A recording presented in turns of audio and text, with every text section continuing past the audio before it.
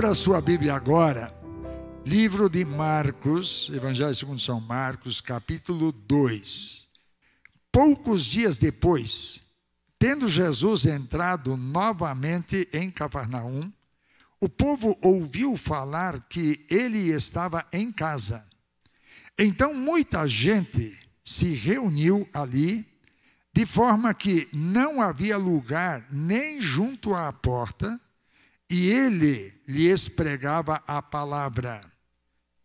Vieram alguns homens, trazendo-lhe um paralítico, carregado por 4 deles. Não podendo levá-lo até Jesus, por causa da multidão, removeram parte da cobertura do lugar onde Jesus estava e pela abertura no teto, baixaram a maca em que estava deitado o paralítico. Vendo a fé que eles tinham, Jesus disse ao paralítico: Filho, os seus pecados estão perdoados. Estavam sentados ali alguns mestres da lei, raciocinando em seu íntimo: por que esse homem fala assim? Está blasfemando. Quem pode perdoar pecados, a não ser somente Deus? Jesus percebeu logo em seu espírito que era isso que eles estavam pensando. E lhes disse: por que vocês estão remoendo essas coisas em seu coração? O que é mais fácil dizer ao paralítico: os seus pecados estão perdoados? Ou levante-se, pegue a sua cama, aliás, sua maca e ande? Mas para que vocês saibam que o Filho do Homem tem na terra autoridade para perdoar pecados, disse ao paralítico: eu lhe digo, levante-se, pegue a sua maca e vá para casa. Ele se levantou, pegou a maca e saiu à vista de todos, que atônitos glorificaram a Deus, dizendo: nunca vimos nada igual. Jesus é o mesmo de ontem, é o mesmo de hoje e é o mesmo para sempre. Ele nunca mudou e jamais vai mudar. E o que nós encontramos aqui agora, nesse trecho da palavra de Deus, quando Jesus cura este paralítico? Como é que essa notícia correu? Até que chegasse naqueles 4 homens que sabiam onde estava seu amigo paralítico que não andava, para carregá-lo e trazê-lo até a casa. Veja bem, a comunicação que aconteceu corria que nem telefone sem fio, né? Um após outro transmitindo, e ninguém ficava com a notícia para si. Mesmo aqueles que não estavam gostando muito, mas estavam dizendo: Jesus está lá na casa de Pedro, é lá que ele está lá. E o pessoal foi anunciando. Nós fazemos isso, ou nós recebemos a bênção e nos calamos. Sabemos onde está a bênção, sabemos como receber a bênção, mas nós nos calamos. Nós não comentamos isso com ninguém. Isso, para mim, é egoísmo. Só que um dia Deus pode estar cobrando isso da gente. Eu estou te abençoando. Jesus veio, morreu no lugar de todos nós. Então o privilégio não é de meia dúzia, é para todos. Os que rejeitam, que rejeitem, é problema deles. Mas quem aceita, por que é que você está aqui? Porque com certeza você aceitou o convite de alguém, você ouviu alguém, ou mesmo que hoje, bem mais fácil, não é isso? Via online, WhatsApp, YouTube, não sei mais o quê. Então, de repente você tem essa comunicação. No entanto, era boca a boca, e lá a casa se encheu. E é isso que a gente encontra na palavra de Deus, Jesus sempre observando esse tipo de coisas. Veja bem que o versículo 3 está dizendo que trazem um homem paralítico. deficiente, não tinha como andar sozinho. Então, encontramos aqui ele sendo apoiado por essas pessoas, socorrido por esses 4 homens que estão levando e trazendo esse paralítico. Veja bem, porque quando esse versículo 4, não podendo levá-lo até Jesus, por causa da multidão, removeram parte da cobertura do lugar onde Jesus estava. E pela abertura no teto, desceram este homem até onde Jesus estava, na frente de Jesus. As construções, especialmente naquela região, elas tinham escadas por fora. Geralmente era mais plano e tinha lá o alçapão. Mas não dava para descer uma pessoa deitada. Automaticamente eles devem ter alargado aquele espaço para poder descer aquele homem. Aí eu fiquei pensando, na casa de Pedro, do jeito que Pedro era, ele devia ter ficado bravo, né? Devia ter ficado furioso. Estão acabando com o meu teto, vão me dar trabalho aqui para reformar isso aqui. E às vezes eu fico pensando que nós fazemos a mesma coisa.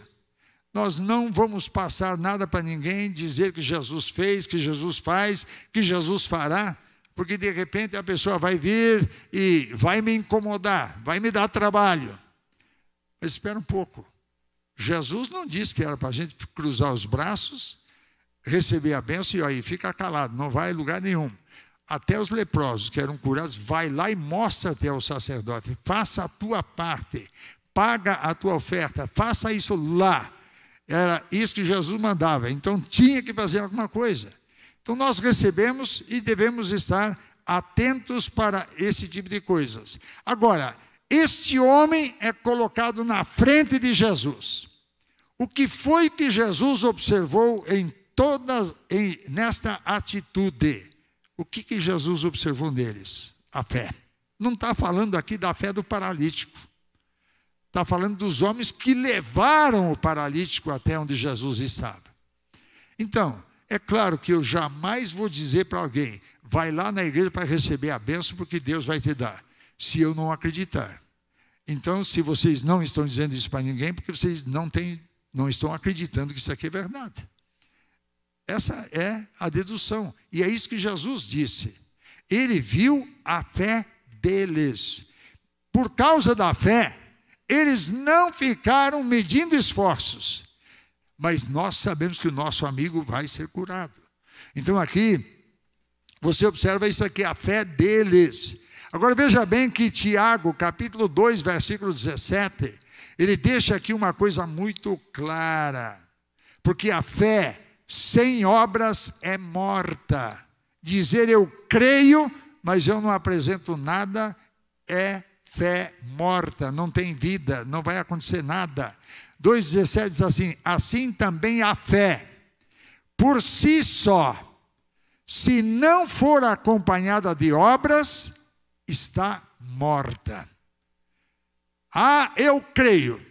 Mas se eu não vou nem falar para outra pessoa que é mentira isso aqui, eu estou me enganando a mim mesmo. Ela não tem um fruto mostrando que isso aqui é verdade, que isso aqui é real. Então Jesus olha a fé destas pessoas que trouxeram esse paralítico, que trabalharam, que lutaram, que não foi fácil, não foi simples, mas aguardavam alguma coisa especial e extraordinária. Então Jesus, olhando aquilo que eles estavam fazendo, talvez você diga assim, aquela pessoa não acredita em nada, mas você pode colocar diante de Deus, você pode orar, você pode clamar, até que acredite. Às vezes, a gente consegue ir rápido, às vezes, demora muito, às vezes, pode ser que você nem veja em vida, mas Deus vai fazer. Quando Deus vai fazer, não importa, mas Ele vai. Ele vai. Então, eu e você precisamos crer que Deus vai abençoar os outros e trazer essas pessoas à presença do Senhor. Então, Só que sempre tem aqueles que são contra, os céticos que existem aí pelo meio. E é o que você vai encontrar no versículo 6. Assentados ali os escribas, os fariseus, alguns deles com espírito hostil, porque eles estavam lá simplesmente para olhar o que Jesus podia ter feito de errado. Nada mais. Estes estão lá no seu coração dizendo, bem, espera um pouco. Só Deus pode perdoar pecados, e Jesus vai dizer que esses pecados Ele perdoa. Só Deus. Mas é Deus que estava ali, porque Jesus é ou não é Deus? Então, Ele é Filho de Deus, mas é Deus. Deus Pai, Deus Filho, Deus Espírito Santo. Então, Jesus estava ali, e Ele podia sim dizer o que Ele disse. Se fosse um de nós, claro, nós estaríamos errados. Mas não aquele. No entanto, estes homens que se diziam sábios, entendidos da lei, mas não entendidos da graça divina. E aí, eles estão criticando, dizendo que Jesus não podia perdoar. No versículo 8, eles com certeza ficaram muito assustados quando Jesus disse o que eles pensavam. Eu não sei o que você pensa. A não ser que Deus revele alguma coisa. Mas que Deus sabe o que está pensando aqui, sabe. Ele sabe o que eu estou pensando aqui, Ele sabe. Se você está pensando alguma coisa má, Ele está sabendo, está vendo perfeitamente. E você não escapa, eu não escapo, ninguém escapa. Porque Deus é onisciente, Ele conhece tudo que nós pensamos, que imaginamos, a ponto que antes de abrirmos a nossa boca para pedir, Ele já sabe que nós vamos fazer isso aqui. Porque Ele conhece a minha e a tua vida. E esses caras lá, com certeza ficaram assustados. Como é que Jesus sabe disso aqui? Porque Jesus aqui está deixando claro, e você leu, versículo 8.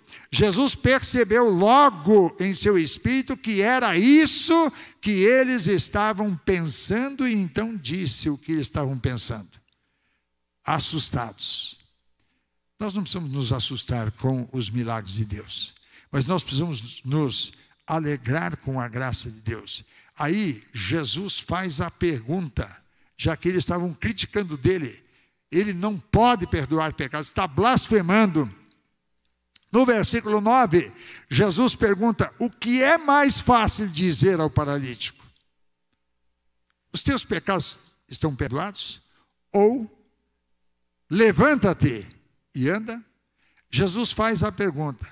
E Jesus fez tudo diante de todos, até mesmo diante daqueles caras lá, e disse, para que vocês saibam que o Filho do Homem tem poder na terra para perdoar pecados e tem poder para curar, para libertar.